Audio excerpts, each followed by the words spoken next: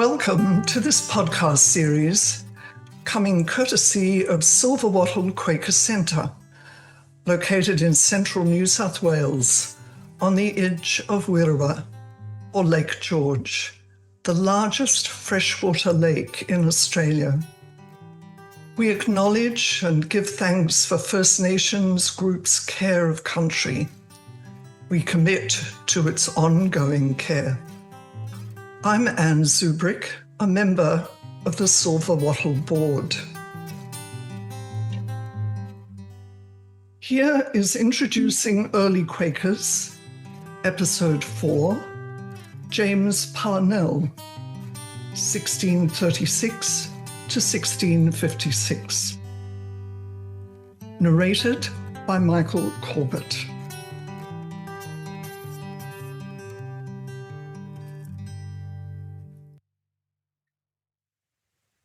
An introduction to James Parnell. James was born in 1636 in the Midlands area of England. His parents were well off and he went to a fee-paying grammar school. At the age of 15, Parnell became concerned about his soul and he found no satisfaction from the local priests, so he left home to travel. In Bowlby, he came across a group that waited together in silence to become the instrument of the hand of the Lord. This group were forerunners of the Society of Friends, or Quakers. At the age of 17, Parnell walked 240 kilometres, approximately 150 miles, to Carlisle Jail to meet George Fox. It is recorded that James was of a poor appearance and was not strong. He had to pause his journey to recover due to the effort of walking that far. After discussions with Fox, James left as a committed Quaker.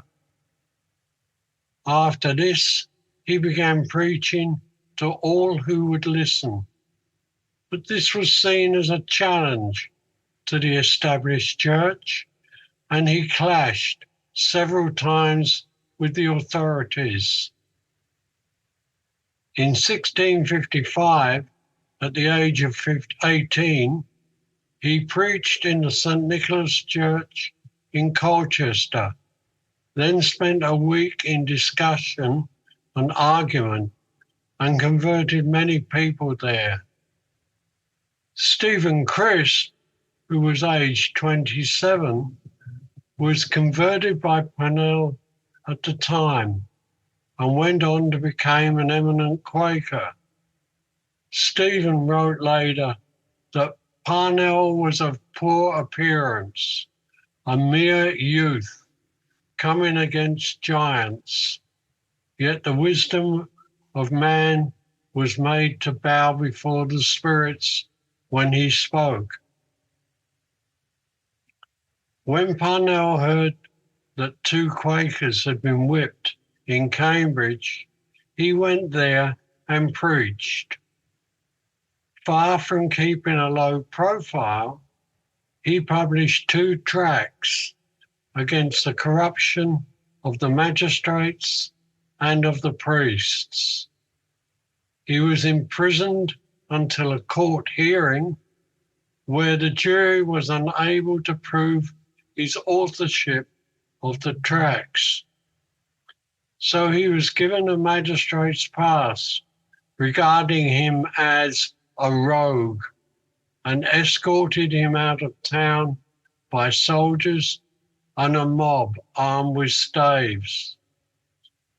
He was often set on by angry crowds, and on one occasion he records, "The power of God was wonderfully seen in delivering me.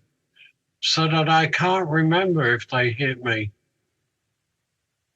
Parnell was arrested on the 4th of July, 1655, as he walked through Colchester after disrupting and heckling at a church service, and he was taken to a county jail.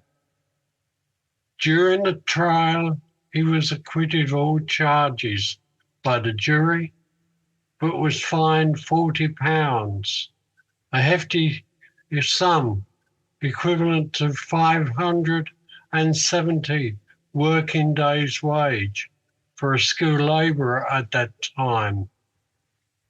He either refused to pay or could not pay, as he'd been disinherited by his family.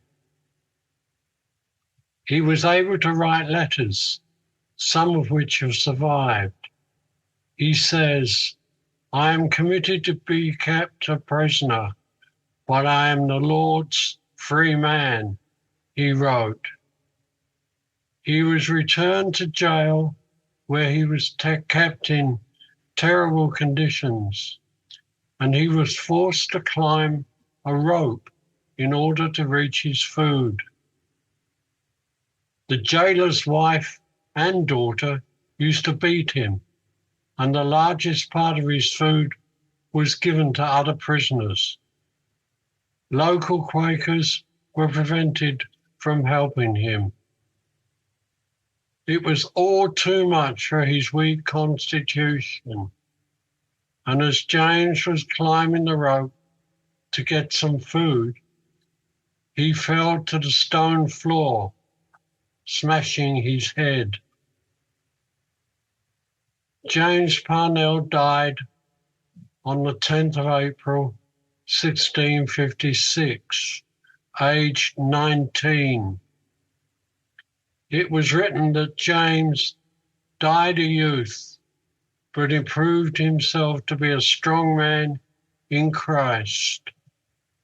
A plaque commemorating his life has been placed in the cell where he died and is still in place today. His message to all of us is summed up in the last words he wrote to local Quakers, believers: "Be willing that self shall suffer for the truth, and not the truth for self." George Fox wrote from his prison cell in 1653, recalling his experience of meeting James Parnell. George said, "And whilst I was in the dungeon, a little boy, one James Parnell, came to me, and he was convinced, and he came to be a very fine minister of the word of life and turn many to Christ." This is part of the epistle written by James just 1 or 2 months before his death. He must have had a premonition that he would not survive his imprisonment. He spent the last months of his life writing letters to local friends, meetings, and to individuals. Many of these letters survived to this day. He wrote in one, "Therefore, keep your minds unto the light, the messenger of God, which brings the message of peace and the glad tidings of salvation. Keep close unto this, and know it alone to be your teacher, guide, and counsellor in all the way through which you are to pass, and in all things that you are to do. Stand in denial of self, and know the light that leads into singleness with God and out of all selfish ends. Then the light will remain remove all stumbling blocks and lead you through briars and thorns, and your feet shall not stick in the mire, but the crooked way shall be made straight, and the rough and hard plain and easy. For in the light there is no occasion of stumbling, but it keeps your feet from erring, and your tongue from speaking evil, as you hearken unto it. And when you are going to the right hand or the left, it cries, "This is the way, walk in it." This is a word within you, from which faith comes, which makes all things easy and possible. But without faith, it is impossible to please God. And faith is the gift of God, and so is the word of truth, from which faith springs. This will judge down all murmurings, dountings, and repining, and all carelessness, lightness, lusting, and earthiness, and condemn the great, from which of all these spring. On a tapestry panel by British friends on the life of James are the words, "Meeting for Sufferings was formed in 1675 to record and alleviate the suffering of friends.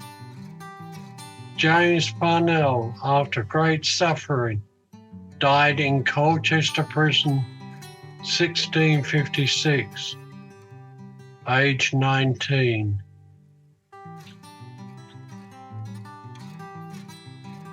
We hope these stories inspire and inform you.